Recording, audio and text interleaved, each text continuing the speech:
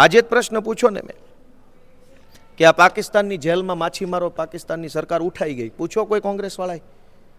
અમે પૂછો ને કે ગુજરાતના માછીમારોને પાકિસ્તાનની જેલમાં તડપી તડપીને યાતના સહન કરી કરીને વેદના સાથે મૃત્યુ પામે એ શરમનો વિષય નથી ગૃહમંત્રી માટે? આપણા કોઈ પરિવારનો વ્યક્તિ દુનિયાના બીજા દેશમાં મૃત્યુ પામે અને એનું અંતિમ શબય હાથમાં ન આવે એ શરમનો વિષય નથી? મૃત્યુ વિશે એવું કહેવાનું છે કે મૃત્યુ માદરે વતનમાં શોભે, કેમ કે મૃત્યુ એટલે માટીમાં મળી જવું. માટી એટલે કઈ? માટી એટલે ધૂળ નહીં, વતનની માટી.